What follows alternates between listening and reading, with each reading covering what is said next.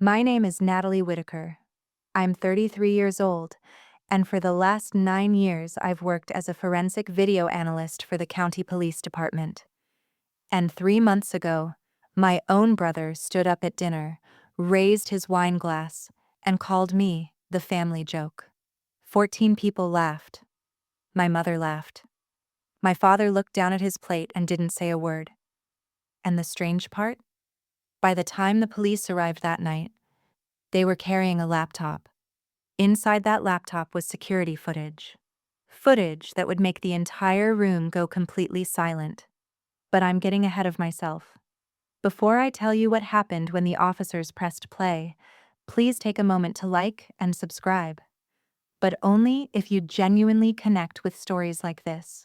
And drop your location and local time in the comments. I always find it fascinating to see where people are listening from around the world. Now let me take you back to that dinner table. Because everything started with a joke. Or at least, that's what my brother called it. The dining room smelled like roasted rosemary chicken and burnt garlic bread. It was Sunday night, the kind of family dinner my mother insisted on hosting at least once a month. My parents' house hadn't changed in 30 years. Same beige carpet, same dark oak table, same yellow lamp in the corner that hummed faintly if you listened closely. I was sitting halfway down the table, turning a fork slowly between my fingers, trying to decide whether I should leave early like I usually did. Across from me sat Daniel, my older brother, 36. Confident in the way people are when they've never had to question their place in the world. He worked in real estate development now. Expensive watches, tailored suits. The kind of guy who called everyone buddy while quietly calculating what they were worth. Next to him sat his wife Claire, scrolling through her phone. To Daniel's right was my cousin Mark. To my left, an empty chair that felt louder than anyone else in the room. Daniel was halfway through his third glass of wine when he leaned back in his chair and said something that made the whole table quiet. You know what the funniest part about Natalie is? I didn't look up. Not yet. Because Daniel had been saying things like this for most of our lives. He tapped his fork against his glass like he was giving a toast. Every family needs a joke, he said. And ours. Well, we got Natalie. A few people chuckled. Then more. Someone at the far end of the table laughed louder than they probably meant to. I finally looked up. Daniel was smiling at me. That polished smile he used in business meetings. You remember when she tried to start that photography business? He continued. I felt the old, familiar tightness in my chest. That lasted what? 3 months? Another laugh. And then she tried that private investigator thing. More laughter. Daniel leaned forward, resting his elbows on the table. But the best part? He said. He lifted his glass again. She works for the police now, staring at security cameras all day. He took a slow sip. Imagine going to college for 4 years just to watch parking lot footage. The table erupted. My cousin Mark wiped tears from his eyes. Claire laughed into her napkin. Even my mother smiled awkwardly. I sat there quietly. Because here's the thing about humiliation. It doesn't always explode. Sometimes it just sits inside you like a quiet stone. Daniel pointed his fork at me. Tell me something, Nat, he said. What's the most exciting thing you've ever caught on camera? I could feel everyone watching me now. Waiting. The room suddenly felt smaller, the air thicker. I placed my fork down carefully. Because there was something Daniel didn't know. Something no one at that table knew. And I had spent the last 4 weeks deciding whether to say it out loud. I looked directly at him. You really want to know? I asked. Daniel grinned. Oh, absolutely. I nodded slowly. All right. Then I said 5 words that would change everything. I saw something interesting last month. The room leaned in slightly. Daniel raised an eyebrow. Oh yeah? I held his gaze. Yes. I paused, and then added quietly, something from the parking garage on Riverfront Street. Daniel's smile flickered, just for half a second. But I saw it. Because noticing small things is my job. And suddenly, the humming lamp in the corner sounded louder. Daniel cleared his throat. Well, he said, forcing a laugh. Sounds thrilling. The table laughed again. But it wasn't the same kind of laughter anymore, because something had shifted. And right then, there was a knock at the front door. 3 firm knocks. My mother frowned. At this hour? My father stood up slowly. When he opened the door, 2 uniformed police officers stepped inside. One of them carried a black laptop bag. The entire dining room went quiet. The older officer looked around the table. Then his eyes stopped on Daniel. And the younger officer said something that made the air disappear from the room. Mr. Daniel Whitaker? Daniel's chair creaked as he turned. Yes? The officer lifted the laptop slightly. We need you to take a look at some security footage. And in that moment, for the first time in my life, my brother wasn't smiling. Daniel went pale so fast it was almost impressive. But before I tell you what happened next at that door, you need to understand something about my family, because that moment didn't come out of nowhere. It was built. Year by year. Meal by meal. Joke by joke. And the phrase that always hung over me, like a tag someone taped to my back, was the same one Daniel used at dinner. You're the family. Joke. He didn't invent it that night. He inherited it, and he made it his favorite hobby. I was born in late summer, August 1992, in a quiet town where everyone knew everyone's business before you did. Daniel was 3 years older, which meant he was old enough to remember life before me, and to resent it. He was the kind of kid teachers adored, athletic, charming, quick with words. My parents liked to tell people, Daniel has leadership in his blood. They never said anything like that about me. When I was little, I didn't even notice the imbalance. I just felt it. Like the way my mother's voice softened when she spoke to him. Or the way my father's eyes lit up when Daniel entered a room, like the air got more valuable. For me, I got, Natalie, move. Natalie, stop. Natalie, don't make it a thing. By 8 years old, I learned the safest version of myself was the quiet one, the invisible one. Daniel didn't have to be quiet. Daniel could be loud and still be loved. The first time I remember being the joke, I was 9. We were at a neighbor's birthday party. Backyard. Cheap plastic tables. Hot dogs curling on a grill. I'd been practicing a small magic trick I'd seen on TV. A card trick. I wanted to perform it. I wanted people to clap. I wanted to feel seen. I stood in front of a group of kids, hands shaking, trying to look confident. Daniel walked right up and said, loud enough for everyone to hear, "Watch out. Natalie's about to embarrass herself again." The kids laughed before I even started. I did the trick anyway. And because my hands were sweating and my brain was tightening up, I messed it up. The laughter got louder. Daniel leaned in and whispered, "Told you." I remember my throat burning. I remember the sun being too bright. And I remember my mother pulling me aside later, not to comfort me, but to hiss. Why do you always put yourself in situations like that? As if humiliation was something I chose, as if I deserved it for wanting attention. That was the pattern. Daniel pushed. I stumbled. My parents blamed me for falling. By middle school, Daniel had turned humiliation into a sport. If I spoke too much at dinner, he'd say I was trying to sound smart. If I said nothing, he'd say I was being weird again. If I wore something slightly different, he'd squint dramatically and ask, "Are you dressing like that on purpose?" He was careful with it. Not enough to be obvious. Just enough to train everyone around him to laugh at the right moments. And my parents let it happen. Not because they were cruel, but because Daniel was easier. He fit into their idea of success, their idea of normal. And I didn't. I was quieter, more intense, more sensitive. I noticed things. I hated loud rooms. I hated small talk.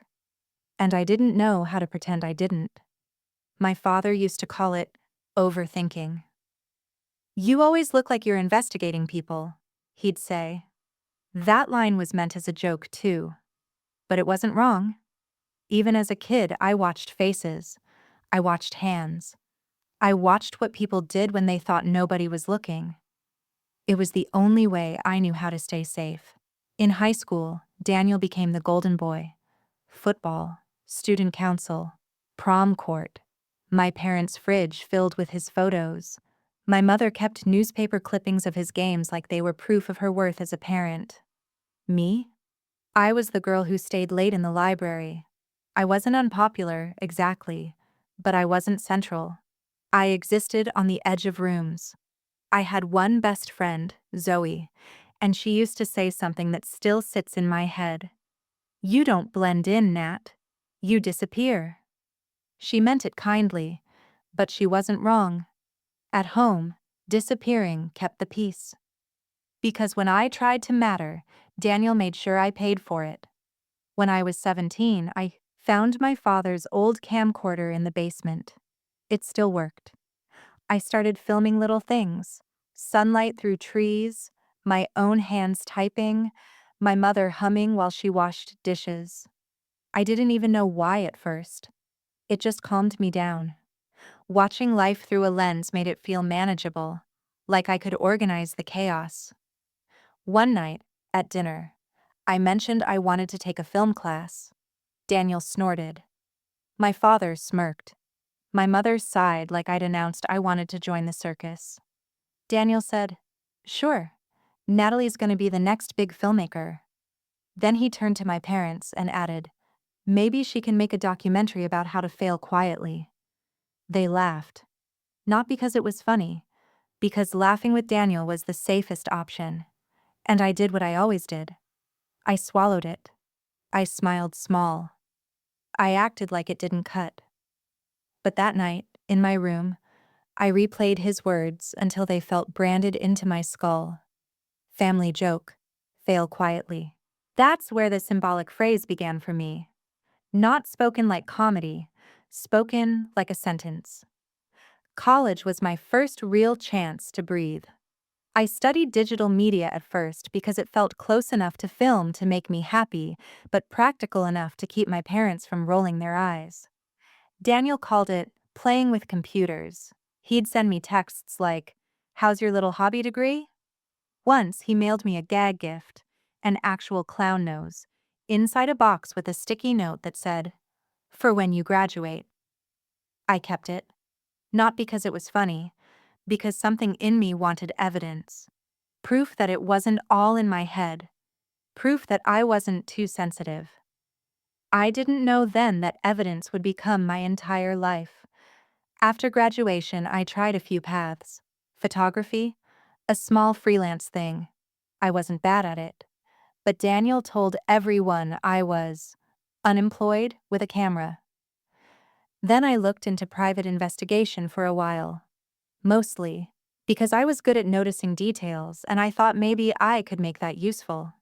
Daniel told people I was pretending to be in a spy movie.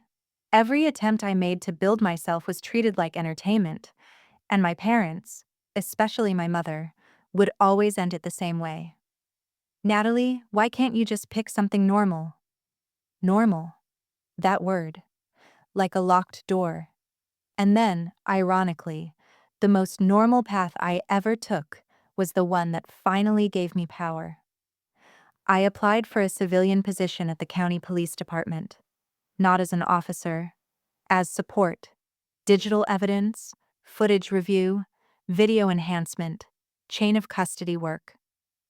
I didn't tell Daniel at first, because I wanted it to be mine before he touched it.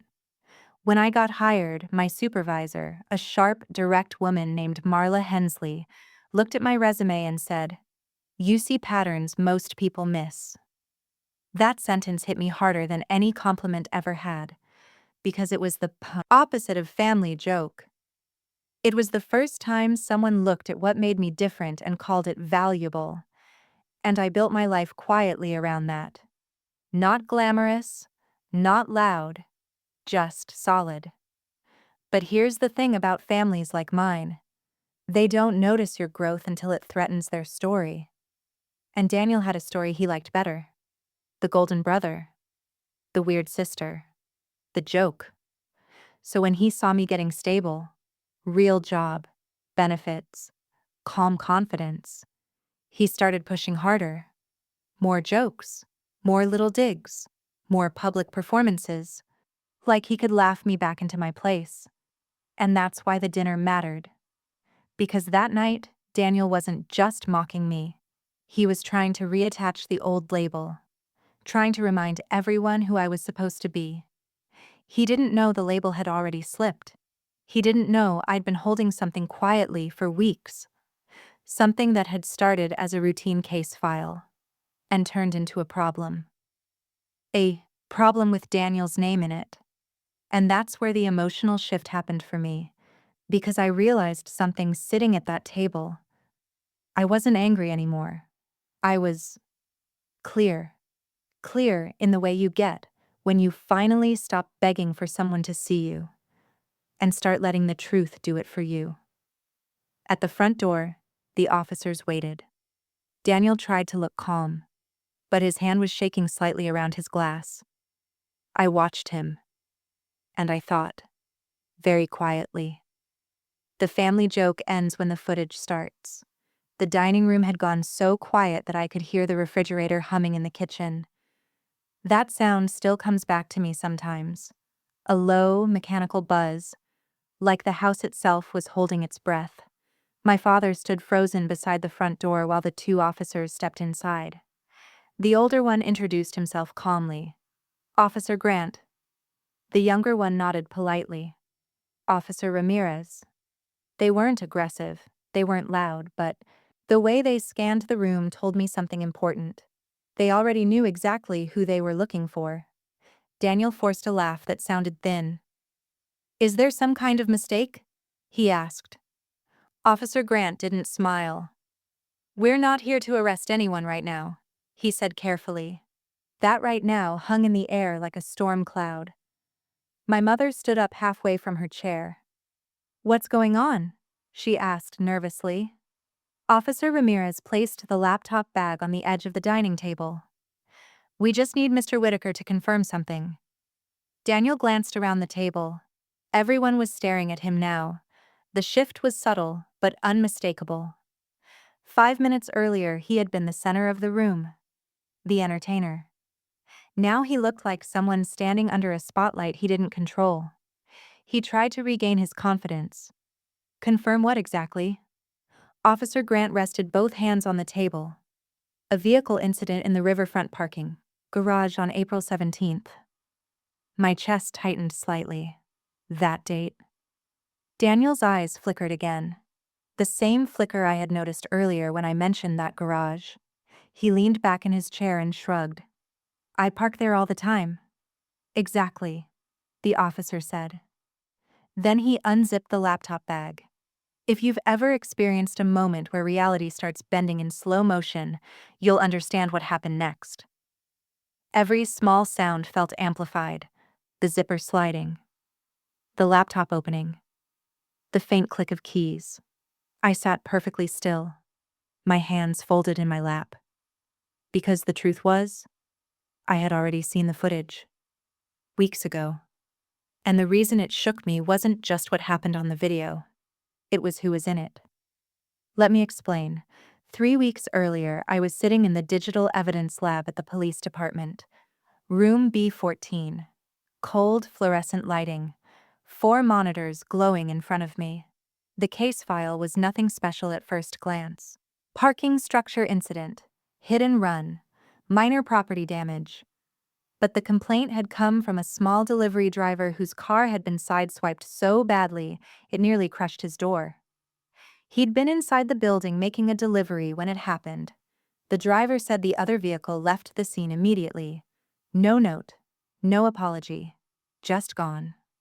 Usually cases like that don't go very far, but Riverfront Garage had 12 security cameras, so the footage came to us. And reviewing footage is exactly what I do. Hour after hour, frame by frame. People think it's boring, but if you've spent your life noticing details, it's actually fascinating. You see patterns, behavior, small choices people make when they believe nobody is watching. That afternoon, I loaded the camera feeds from April 17th.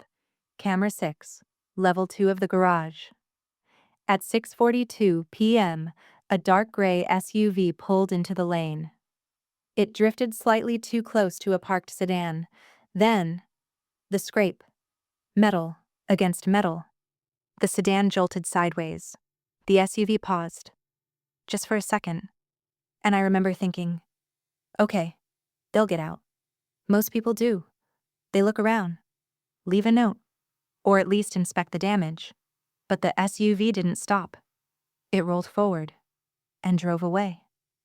I sighed and started zooming the frame, enhancing the plate, running contrast filters.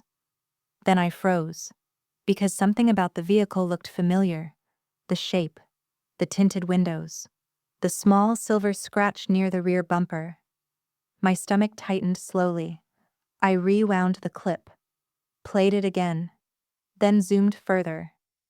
The license plate became clear. 7 characters.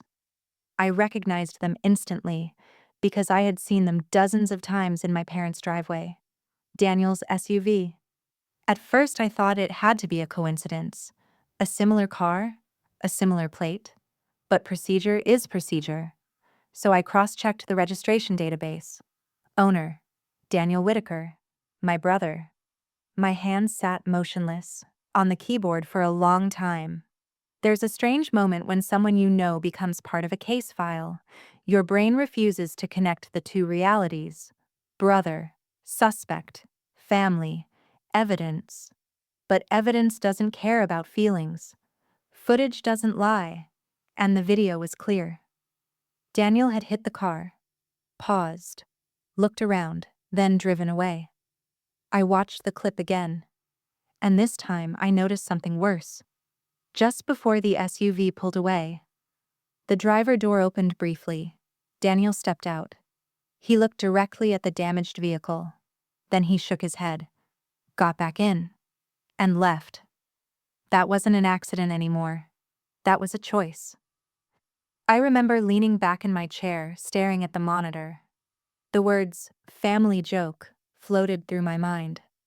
All the years of him mocking me, belittling my work, laughing about how I watched cameras all day. The irony almost made me laugh, because the thing he mocked was the thing that caught him. Now, here's where things got complicated. When a civilian employee identifies someone they know in evidence, the case is usually reassigned to avoid conflict. So I reported it immediately. My supervisor Marla listened carefully. Then she asked one question. You certain? I nodded. Completely. She studied my face for a moment. Then she said something I'll never forget. You understand this could get messy. I did. Because messy meant family. Messy meant dinner tables. Messy meant my parents looking at me like I'd betrayed someone. But Marla closed the case file and said, Truth is truth, Natalie. Then she forwarded the footage to the investigating officers. Officer Grant, Officer Ramirez. And that brings us back to the dining room. Back to that Sunday night. Back to the laptop now sitting on my parents' dinner table. Officer Ramirez rotated the screen so Daniel could see it. Just need you to confirm whether this is your vehicle. Daniel leaned forward slowly. The confidence he usually carried like armor had cracked. He stared at the paused frame on the screen. A gray SUV. License plate visible. His jaw tightened. That could be a lot of cars, he muttered. Officer Grant pressed the spacebar. The video began to play. The scrape echoed through the quiet dining room. Metal against metal. My mother gasped softly. The SUV stopped. The driver door opened. And Daniel stepped out. Right there on the screen. Clear as daylight. He walked toward the damaged car. Looked at it. Looked around the garage. Then returned to his vehicle and drove away. The video ended. No one spoke. Not for several seconds. Then my father turned slowly toward Daniel. "Is that you?" Daniel's face had gone completely pale. Claire whispered, "Daniel?" My brother swallowed hard. Then he said something that made the tension in the room explode. "That footage is edited." And suddenly, the quiet night at my parents' dinner table was about to turn into something much bigger than a hit and run. The moment Daniel said the footage was edited, the room fractured. You could almost feel the sides forming. My mother turned sharply toward the officers. "Edited?" she repeated, her voice tight. "What does that mean?" Daniel seized the opportunity immediately. He straightened in his chair, the confidence slowly crawling back into his posture. "Security footage can be manipulated," he said, looking directly at the officers. "Anyone who works with video knows that." And then, he looked straight at me. It was subtle, but unmistakable. A small smile. A dangerous one, because he was about to do what he had always done when he felt cornered. "Turn the spotlight back on me." "Well," Daniel said lightly, gesturing across the table, "Natalie here works with police footage all day." A few people at the table shifted uncomfortably. Daniel leaned back in his chair. "Maybe you should ask her how easy it is to edit things like that." The implication landed like a stone in the room. Suddenly, I wasn't just the sister sitting quietly at dinner. I was the person who might have created the problem. My mother looked at me with a mixture of confusion and suspicion. "Natalie," she said slowly. And there it was. The same dynamic that had existed my entire life. Daniel pushes. Natalie must have caused it. I took a slow breath, because reacting emotionally would only confirm the role he wanted me to play. The family joke, the dramatic one, the overreactor. So I kept my voice calm. "Police evidence goes through verification," I said evenly. Officer Grant nodded once. "That's correct." But Daniel shook his head dismissively. "Still doesn't mean mistakes don't happen." He looked back at the officers. "Look, I've parked in that garage dozens of times. Maybe someone copied my plates." Claire nodded quickly beside him, desperate for something to believe. "Yes, that happens, right?" Officer Ramirez didn't respond immediately. Instead, he tapped the laptop again. The screen switched to another clip. "Camera 7, he said. This angle showed the SUV entering the garage ramp. The front of the vehicle was perfectly visible, and so was the driver, Daniel. My father inhaled sharply, but Daniel wasn't finished. He stood up suddenly.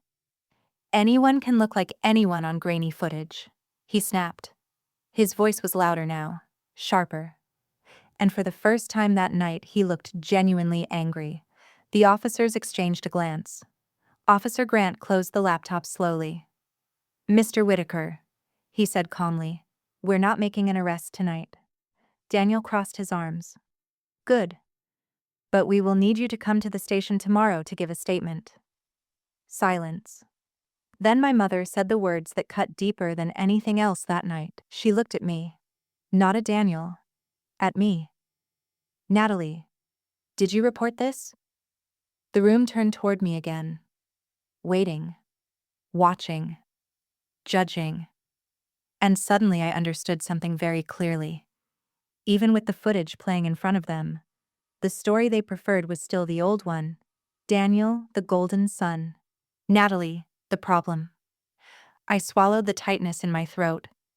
"Yes," I said quietly. The reaction was immediate. My mother's face tightened. My cousin Mark muttered, "Seriously?" Claire stared at me like I had just committed a crime. "You reported your own brother?" she said. The officers shifted slightly, clearly uncomfortable being in the middle of a family meltdown, but Daniel saw his opportunity.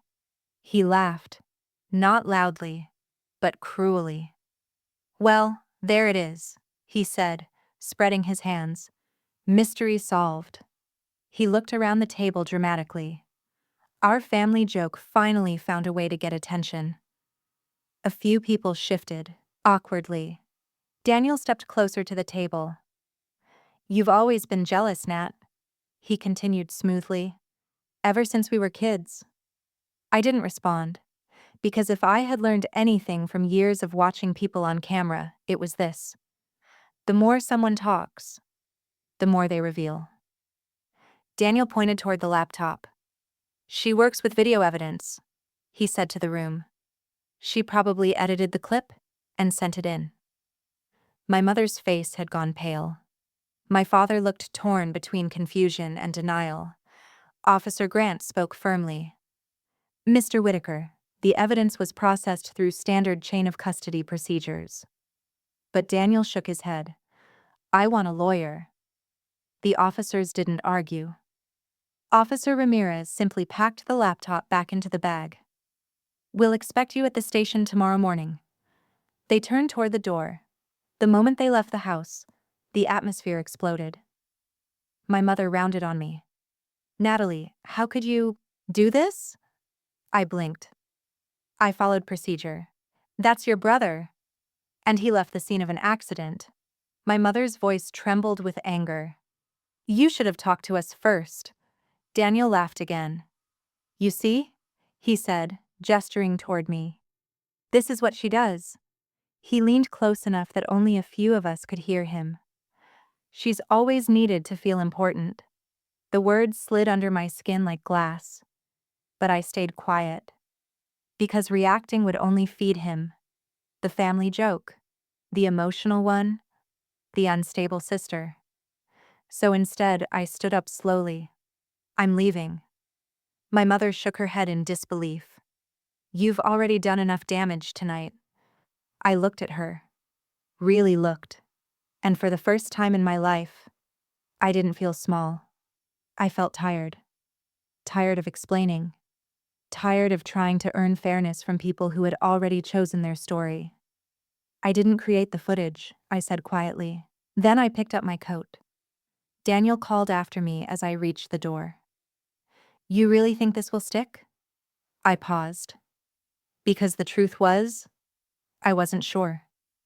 Evidence is powerful, but family loyalty can be stronger.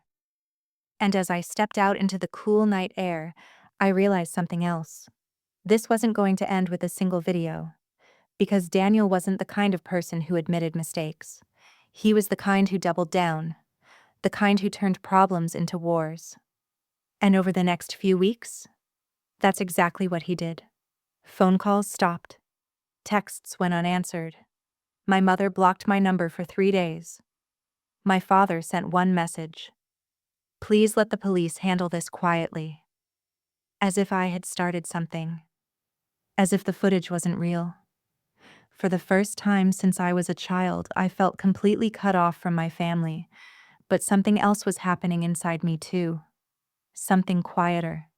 Stronger. Because isolation has a strange effect. It strips away the noise. And when the noise disappeared, one thought became very clear. If Daniel wanted to turn this into a fight, then the only thing that mattered was the truth. And the truth was about to get a lot bigger than a parking garage, because a few days later, Officer Grant called me back to the station. And the first words out of his mouth were something I never expected. "Natalie, the footage you flagged?" He paused. "There's more of it." And suddenly the case wasn't just about a damaged car anymore. The call from Officer Grant came on a Tuesday morning. 8:17 a.m. I remember the exact time because I had just sat down at my workstation in room B14, the digital evidence lab. 4 monitors glowing, coffee cooling beside my keyboard, and the quiet hum of hard drives processing footage. My phone vibrated. When I saw Grant on the caller ID, My stomach tightened slightly, because by then things with my family had already collapsed. 3 weeks had passed since the dinner. 3 long weeks. No Sunday meals, no calls from my mother. Daniel had hired a lawyer and filed a formal statement claiming the footage was unreliable. My father sent 2 messages the entire time, both neutral, both careful, both clearly written to avoid choosing sides, which, in a way, was choosing one. Meanwhile, the extended family had filled the silence with their own version of events. According to them, I had reported my brother out of spite. The phrase family joke had evolved into something sharper. Now I was the family traitor. And strangely, that hurt less than I expected, because the more distance I had from them, the clearer things became. I wasn't smaller without their approval. I was quieter. And quiet gives you space to see things. So when Officer Grant said my name on the phone that morning, I already knew this case wasn't finished. "Natalie," he said, "are you at the station?" "Yes, I need you to come downstairs." His tone was calm, but there was something else in it, something serious. The investigative floor was 2 levels below the evidence lab. I took the stairs. The air down there always smelled faintly like printer toner and old paper. Grant and Ramirez were standing near a desk when I arrived. Between them sat a second laptop. Grant nodded at me. "Thanks for coming down." "What's going on?" I asked. Ramirez rotated the screen toward me. "After your initial report," he said, "we expanded the review." I leaned closer. Another parking structure clip appeared. Same garage, different angle. Timestamp, April 17th, 6:45 p.m. 3 minutes after the original incident, the SUV appeared again, Daniel's SUV. But this time the camera angle was higher, overlooking the exit ramp. The vehicle slowed near the gate. Then something happened I hadn't seen before. Daniel got out of the car again, but he didn't walk toward the damaged vehicle. He walked toward a security camera mounted on the pillar. He reached up, and he turned it. The camera angle shifted slightly. Then he got back into the SUV and drove out of the garage. My chest tightened, because that wasn't just leaving an accident scene anymore, that was tampering with surveillance equipment. Grant watched my reaction carefully. "Recognize him?" he asked. I nodded slowly. "Yes." Ramirez folded his arms. "We pulled additional footage from other cameras after that."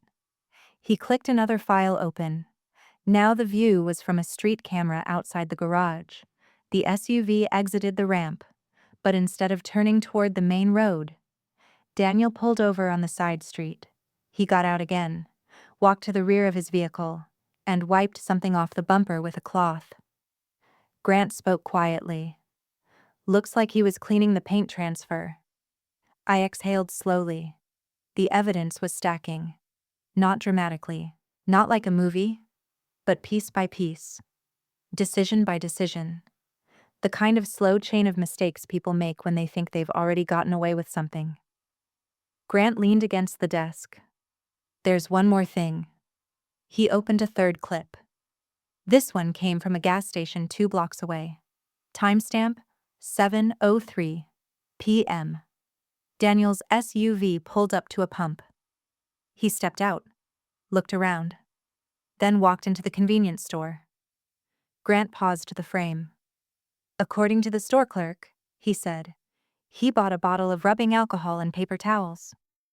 Ramirez added quietly, "Same items used to remove paint residue." The room went silent. I stared at the paused image. Daniel standing under fluorescent gas station lights, holding a bottle, trying to erase something. And for a moment, I felt a strange mixture of emotions. Not triumph, not anger, just clarity. Because the narrative Daniel had been building, the edited footage, the jealous sister, was collapsing under the weight of simple facts. Grant looked at me carefully. "You holding up okay?" I nodded. I'm fine. And surprisingly, I was telling the truth. Because something had changed in me during those weeks of isolation. When you spend your whole life trying to prove you're not the family joke, you think validation will come from the people who labeled you that way. But sometimes it doesn't. Sometimes validation comes from strangers who simply see the truth. Grant closed the laptop. With the additional footage, we're moving forward with charges. What charges? I asked. Leaving the scene of an accident. He paused. And tampering with security equipment. Ramirez added, possibly obstruction if the cleaning attempt is confirmed. I nodded slowly. Does Daniel know? Grant shook his head. Not yet. Then he gave me a look that was both professional and oddly respectful. You handled this exactly how you were supposed to. That sentence hit me harder than I expected. Because for most of my life, the message had always been the opposite. You handled that wrong. You spoke wrong. You existed wrong. But here, in a quiet police office with fluorescent lights and 2 detectives, the thing I had been mocked for, watching closely, noticing details, had done exactly what it was meant to do. It found the truth. The next few weeks were strangely calm. Work continued. Cases came and went. Marla kept me busy with other video reviews, but every now and then she'd stop by my desk and ask quietly, "You doing all right?" And each time, I answered honestly, "Yes." Because I was. For the first time in my life, the chaos of my family wasn't defining my daily mood. There were moments of sadness, of course, but there was also something else growing. Confidence. Not loud confidence, not Daniel-style confidence, just a quiet certainty that I was standing in the right place.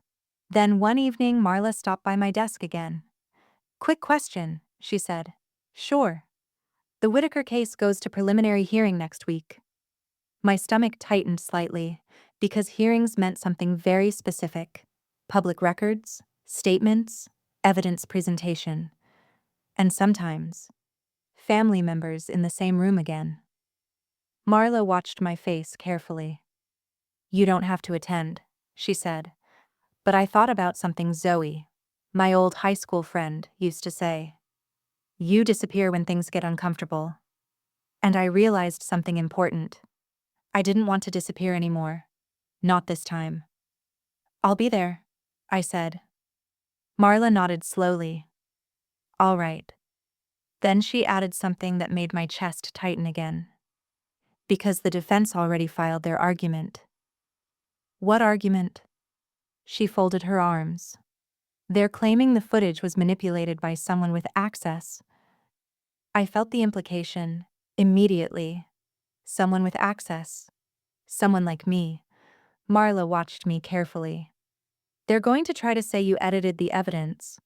The old label floated back through my mind. Family joke. Daniel wasn't just fighting the charges. He was trying to destroy my credibility. Trying to rebuild the story where I was the unstable sister who caused all of this. And suddenly, the upcoming hearing wasn't just about a parking garage. It was about the truth. About years of narrative. About whether the person everyone laughed at was actually the one telling the truth all along, and the real collision between Daniel and reality was about to happen in a courtroom. The courthouse was colder than I expected. Not temperature cold. Quiet cold. The kind that comes from polished floors, fluorescent lights, and people trying very hard not to show emotion. I arrived 20 minutes early. Habit. When you work around investigations, you learn to show up before the room fills. I sat in the back row of the courtroom and watched the space slowly come alive. A few attorneys whispered near the front. A clerk arranged files on the bench. The faint ticking of a wall clock echoed through the room. And then, the door opened. Daniel walked in. For a moment it felt like stepping backward in time. Same confident posture, same tailored suit, Same slow, controlled walk like he owned whatever room he entered. But there was something different now. Something thinner under the surface. He looked around the courtroom. His eyes landed on me. And for the first time since we were kids, he didn't smile. Behind him walked his attorney. Tall, gray hair, calm face. The kind of lawyer who spoke slowly so every word sounded expensive. Claire followed them. She looked exhausted. When she saw me sitting in the back row, she hesitated slightly. Then she looked away. My parents arrived 5 minutes later. That was the moment my chest tightened. Not because I expected support, but because part of me still wondered which version of the story they believed. My mother spotted me immediately. Her expression hardened. She walked straight to Daniel's side and sat behind him. My father gave me one brief glance, then followed her. No one came over. No one spoke to me. I sat alone in the back row. And strangely, I felt calm, because by that point the truth didn't depend on who sat beside me, it depended on evidence, and evidence was about to be played. The judge entered. Everyone stood. Then the hearing began. Daniel's attorney spoke first. His voice was smooth and confident. Your Honor, the defense maintains that the video evidence in this case is unreliable. He walked slowly toward the screen near the jury box. The footage in question was processed and enhanced by a civilian employee who happens to be related to the accused. He didn't say my name, but every person in the room knew exactly who he meant. He continued. This presents a clear conflict of interest and raises serious concerns about manipulation. My mother nodded slightly in agreement behind Daniel. That hurt more than I expected. But I stayed still, because I knew something Daniel apparently didn't. Video evidence doesn't exist in isolation. It leaves a trail. Every enhancement, every export, every access point, the chain of custody. And that trail was about to speak for itself. The prosecutor stood next. She was a short woman with sharp eyes and a voice that cut through the room like glass. Your Honor, the defense's claim ignores the most important fact in this case. She turned toward the monitor. The footage we are about to show was pulled directly from the parking garage system by investigators. She pressed a button on the remote. The screen lit up. Camera 6, level 2 of the garage. Timestamp, April 17th, 6:42 p.m. The scrape echoed through the courtroom. Speakers. Metal against metal. Daniel's SUV hitting the parked sedan. Then the pause. The driver door opening. Daniel stepping out. Looking at the damage. Looking around the empty garage. Then returning to his vehicle and driving away. The prosecutor paused the clip. She didn't say anything dramatic. She didn't raise her voice. She simply let the silence settle. Then she spoke. This footage was extracted directly from the garage's recording server. She looked at Daniel's attorney. No editing. Another clip appeared. Camera 7. Daniel turning the surveillance camera on the pillar. The defense attorney shifted slightly. The prosecutor continued. Again, this footage came from the building's independent storage system. Then a third clip. The gas station. Daniel purchasing rubbing alcohol and paper towels. The courtroom stayed quiet. No one laughed. No one whispered. Even my mother's rigid posture began to soften slightly. The prosecutor folded her hands. These clips were verified by 3 separate investigators. She turned toward the judge. The civilian employee who initially flagged the footage was removed from the case immediately after reporting the conflict. My eyes lowered slightly, because that meant the evidence had been reviewed and confirmed without me. Exactly how the system was designed. The prosecutor added one final sentence. So the defense argument that the footage was manipulated by a family member is simply incorrect. Daniel's attorney stood again, but the confidence in his voice had shifted. He tried another angle. My client acknowledges being present in the garage that evening. Daniel looked down slightly. But we argue that the contact was accidental and minor. He gestured toward the screen. And the footage does not prove intent to flee responsibility. The prosecutor nodded once. That's true. Then she pressed the remote. Again. A new video appeared. Not from the garage, from the street camera. Daniel pulling over 2 blocks away, cleaning the bumper. The judge leaned forward slightly. The prosecutor spoke calmly. Leaving the scene, tampering with a camera, attempting to remove evidence. Then she paused. And finally, she pressed the remote one more time. The gas station clip replayed. Daniel buying the alcohol. The courtroom went completely silent. Because sometimes the most devastating moment in a case isn't loud, it's quiet. The quiet when every explanation runs out. Daniel's attorney sat down slowly. And for the first time since this began, Daniel turned around. He looked directly at me in the back row. His expression wasn't angry. It wasn't mocking. It was something else. Something I had never seen on his face before. Fear. If you've ever watched someone who built their identity on control lose that control, you know how unsettling it is. Daniel had spent his whole life controlling the narrative. The golden brother. The confident one. The one who decided who was the joke. But now the narrative belonged to evidence. And evidence doesn't care about charisma. The judge reviewed the files quietly. Then he looked up. Based on the footage presented, the court finds sufficient cause to proceed. Daniel closed his eyes briefly. Charges would move forward. The case would continue. But something had already changed in that room. The story Daniel had spent years telling was cracking, and everyone could see it. Even my parents, even Claire, even Daniel himself. As people began to stand and gather their things, I remained seated in the back row, watching, observing, like I always had, the family joke, the one who noticed details. Daniel spoke quietly with his attorney. My parents whispered anxiously. Claire wiped tears from her eyes, and I realized something important in that moment. The real exposure hadn't happened yet, not fully, because the footage proved what Daniel did that night. But there was still one piece of truth left. One thing the investigation had uncovered after the hearing was scheduled. Something even Daniel didn't know existed.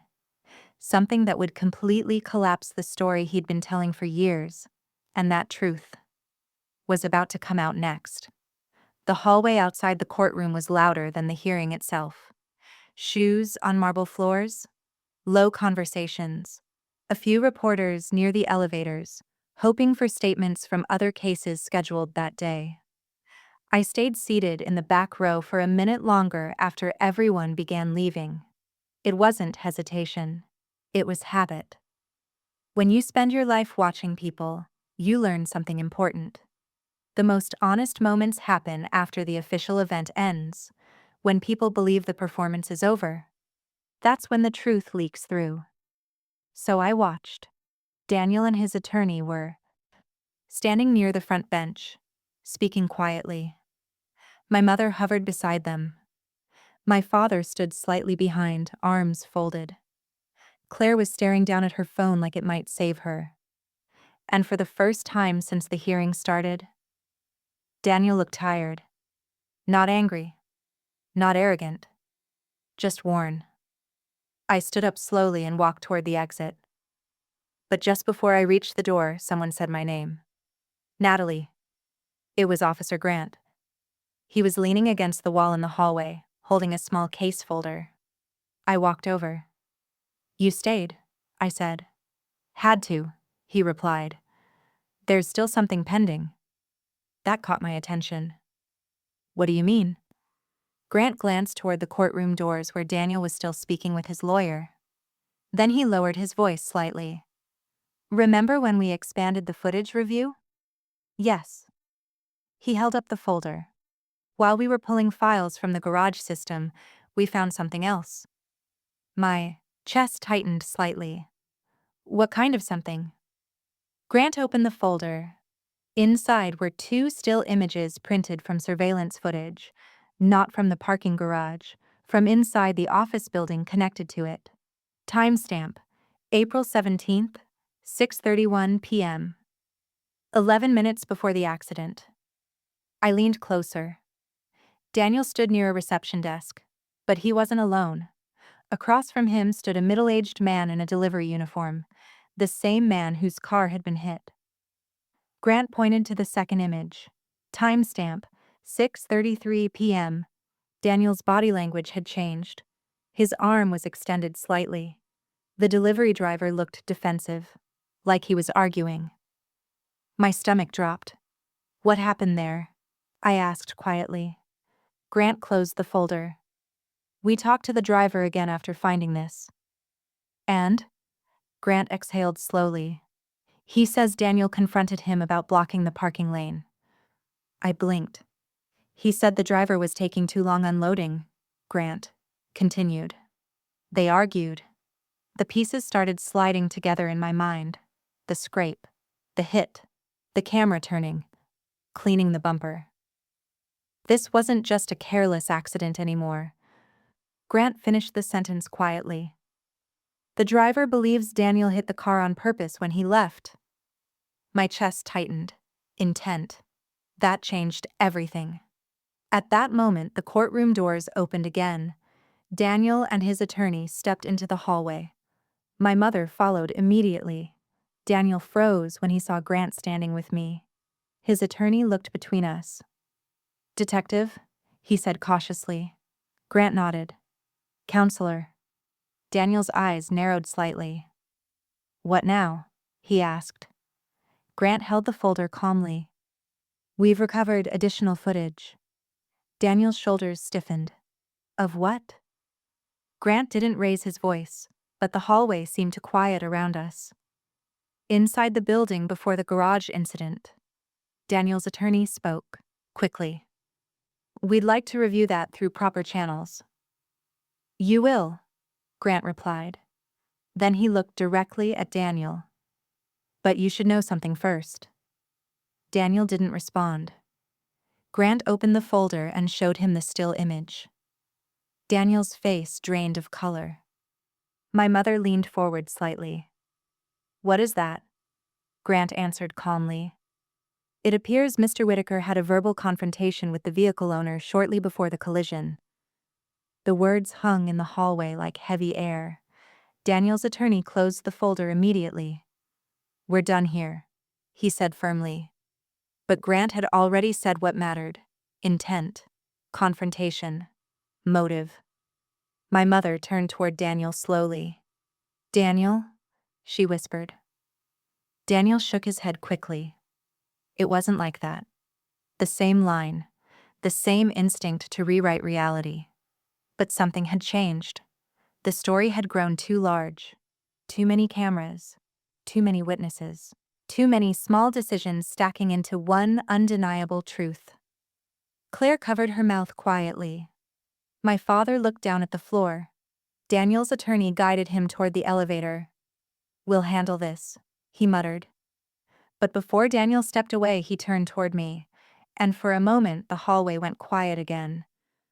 Because this was the first time since childhood that we were standing face to face without a room full of laughter protecting him.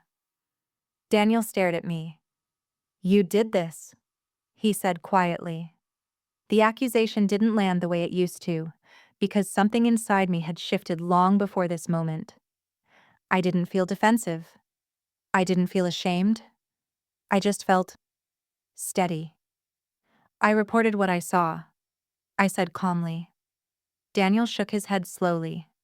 You always wanted this. The old story. The jealous sister. The family joke trying to destroy the golden brother. For years, that narrative had lived in my head like an echo. But standing there in that courthouse hallway, I realized something important.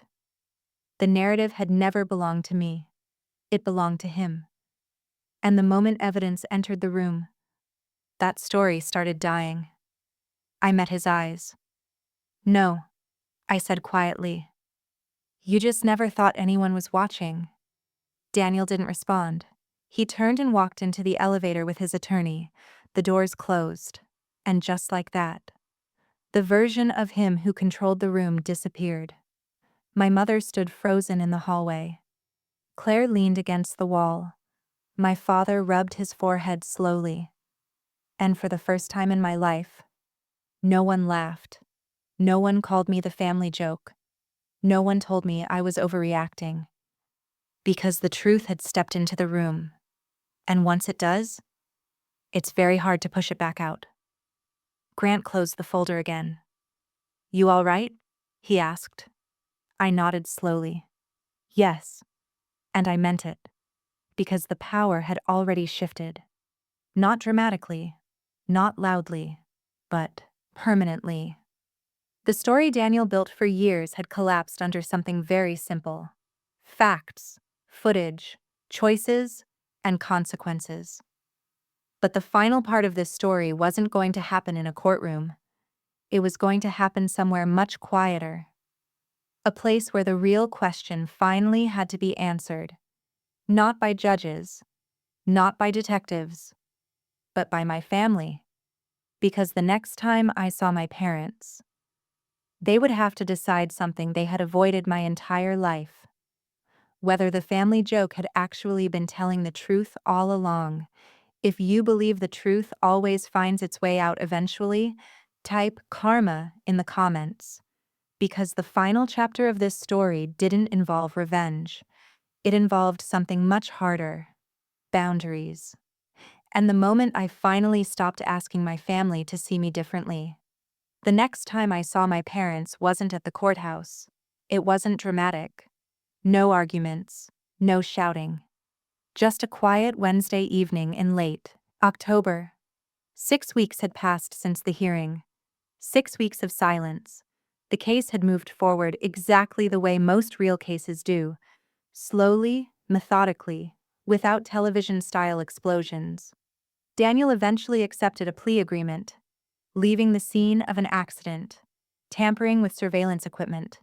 No prison, but a suspended sentence, fines, license suspension, and mandatory restitution to the delivery driver. Consequences. Real ones, but not theatrical ones. And that mattered to me. Because this story was never about destroying Daniel. It was about the truth existing outside the story he'd spent years telling. And now it did. The call from my father came unexpectedly. "Natalie," he said. His voice sounded older, quieter. "Your mother and we'd like to talk." I didn't answer right away, because in the past, those conversations always ended the same way. Me apologizing for things I didn't do. But something had changed. Not just around them, inside me. "Okay," I said. We agreed to meet at a small cafe halfway between their house and my apartment. Neutral ground. The cafe was nearly empty when I arrived. Just 2 college students typing on laptops and an older couple sharing tea. My parents were already sitting at a table near the window. My mother looked smaller than I remembered. My father looked tired. I sat down across from them. No one spoke for a few seconds. The silence wasn't hostile. It was unfamiliar.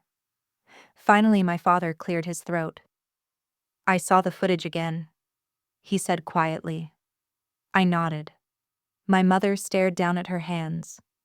Then she said something I had never heard her say before. "We were wrong." The words were simple, but they landed like a stone dropped into still water. Ripples spreading outward through 30 years of memories. My father nodded slowly.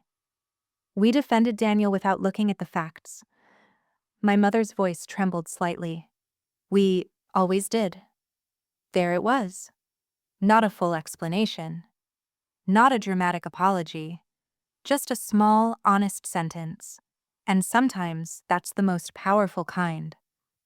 But something else had changed too. The old version of me, The one who spent years trying to earn validation would have rushed to repair everything, to smooth things over, to say it was okay. But sitting there in that quiet cafe, I realized something important. Forgiveness and access are two different things. And this conversation wasn't about going back to who we were before, because who we were before didn't work. My mother finally looked up. "Daniel is struggling," she said softly. I didn't respond. Not out of cruelty, just clarity. Because Daniel's struggles were the result of choices Daniel made. For years, those choices had been cushioned by everyone around him. Now they weren't. My father leaned forward slightly. "We're not asking you to fix anything." Good, I thought. Because I couldn't, and I wouldn't. I took a sip of my coffee and spoke carefully. "I'm not angry anymore." That surprised them. My mother blinked. "You're not?" "No." And it was the truth. Anger had faded weeks earlier. What remained was something steadier. Distance, perspective, boundaries. "I just see things differently now," I said.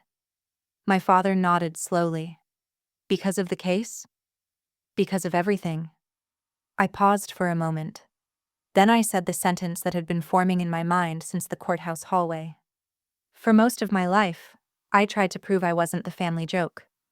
My mother's face tightened slightly. "But the truth is," I continued calmly, "that label didn't belong to me." Silence settled over the table again. My father looked out the window. My mother wiped the corner of her eye quietly. Not dramatic tears. Just the small kind people have when something uncomfortable finally becomes clear. We talked for almost an hour after that. About normal things, work, the weather, my father's garden. It wasn't perfect, but it was real. And when the conversation ended, we stood outside the cafe together. My mother hugged me. Not tightly, not desperately, just gently. My father squeezed my shoulder. "We'll try to do better," he said. I believed he meant it, but I also understood something important. People don't change overnight. Trust rebuilds slowly. And sometimes it never returns to what it was. And that's okay. Because peace doesn't always come from fixing the past. Sometimes it comes from building a life that isn't controlled by it. 3 months later, winter arrived. Snow covered the city in quiet white layers. One evening, after work, I stopped in the department parking lot before driving home. The sun had already set. The security lights buzzed softly overhead. I sat in my car for a moment, watching the snow fall. And I thought about something Marla had said months earlier. You see patterns most people miss. For years, I believed noticing things made me strange, different, the family joke. But that night, I realized something else. The thing they laughed at was the thing that protected the truth. It wasn't a weakness. It never had been. If you've ever been labeled something unfair in your family, something that followed you for years, tell me in the comments what it was. Because sometimes the roles people assign us say more about their fears than our reality. And sometimes, the quietest person in the room is simply the one who's been watching the longest. As I finally started the car and drove out of the parking lot, the headlights swept across the security cameras mounted on the building. Small, unnoticed, always recording. And I couldn't help smiling slightly, because the irony still made me laugh sometimes. My brother spent years calling me the family joke, but in the end, the truth was simple.